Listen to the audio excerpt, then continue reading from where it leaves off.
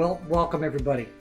For anyone that doesn't know me, my name is Barry and I oversee Adult Discipleship at North Park Community Church at the Fanshawe location.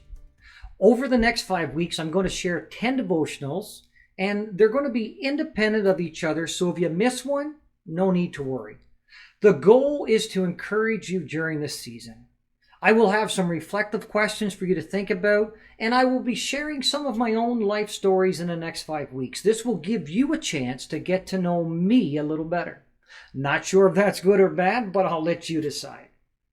If you have anything in the next 5 weeks that inspires you to remember a story that relates to our devotionals, I'd love to hear about it, so I can get to know you better. Every one of us have our unique stories of how God has changed our lives. Those stories we need to share. So let's get real and let's get started. As a child, like many of us, I did not like waiting for things. I grew up in rural Newfoundland and my house was waterfront. Now I'm saying Atlantic waterfront. I remember waiting for seasons to change, mostly fall to winter, and the leisure time of snowmobiling and playing hockey was the best time of the year for me. But waiting for the water to freeze was painful. I mean painful. It was a twofold problem. One, if I went too early, there was a chance that I could fall in and possibly drown. Number two is if I went in too early, on the ice too early by chance and didn't fall in, my parents found out and the consequences were severe, and I mean severe. Every year there are stories of people, young and old, who have suffered from tragic deaths from venturing onto the ice too soon. The benefits of waiting for the ice to freeze to a safe thickness and getting permission from my parents to go on the ice to do the activities that I needed to do were well worth it. But in those waiting periods, I struggled because I thought I knew better. And sometimes I believed that my parents were just trying to spoil my fun. But not the case. Looking back, I know they were protecting me from rushing into a dangerous situation. Waiting for the water to freeze to a safe thickness was the process that happened every single year. But I had to choose to accept to make the best of it. We spend a lot of our time in our lives waiting for change because change is a process. But we don't want to go through the waiting process. But the truth is, waiting is a given. We are going to wait. The question is, are we going to wait the right or the wrong way? And if we wait the wrong way, we will be miserable.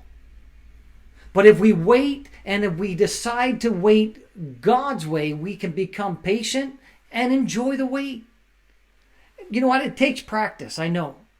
But as we let God help us in each situation, we develop patience, which is one of the most important Christian virtues. It says it in Galatians 5:22 that patience is a fruit of the Spirit.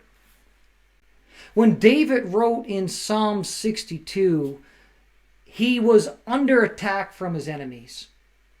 And as tempted as it might have been for him to take matters into his own hands, David chose to wait on God. And this is what he says: "For God alone my soul waits in silence. From him comes my salvation. He alone is my rock, my salvation, my fortress. I shall not be greatly shaken." You know, the safest place to be when we feel like we're under siege is waiting with the Lord. He has all power and he has all control. And when we choose to wait with God rather than going at it alone, we experience his power and his presence like never before. If we choose, it's in these seasons of life that we allow our hearts to draw closer to God's. Our ears are more alert to God's voice because we are desperate to hear from him.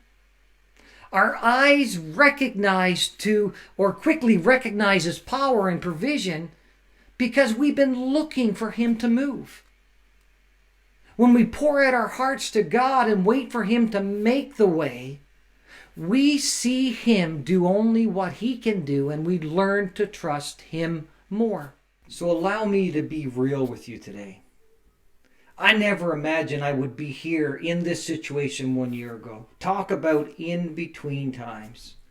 12 months ago, I altered my business and chose to accept this position at North Park full-time. Then COVID-19, wow, I definitely had questions for God. Now, don't get me wrong, I fully believe that God opened the door for me to enter into this new role, but I didn't foresee COVID-19. But God, who is all-knowing, did. Like you, we are all into that time of waiting. Like waiting for the ice to freeze to a safe thickness. We all have a choice to make during this waiting period. Now, I will speak for myself. I could spend my time questioning God or getting angry with the situation or get caught up in all the theories of how COVID-19 began. Or even spend my time drowning in social media. Let me quote Pastor Paul.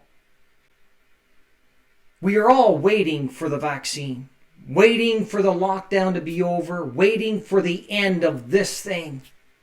But what happens is that people wish this time away instead of seeing that maybe God has something in the waiting. That's good advice.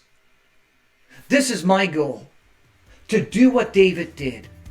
Wait for God in the silence, accepting that God is my salvation, recognizing that God is my rock, He's my fortress, and because of that, I will not be shaken. I choose to trust God in the waiting time and not see it as wasted time. For anyone who knows me will tell you that I am not a person who likes to wait. For me, this season is not easy. But I have learned that trusting God in the in-between times is given me, God has given me the opportunity to slow down and wait on Him. Take a look at these reflective questions. God bless.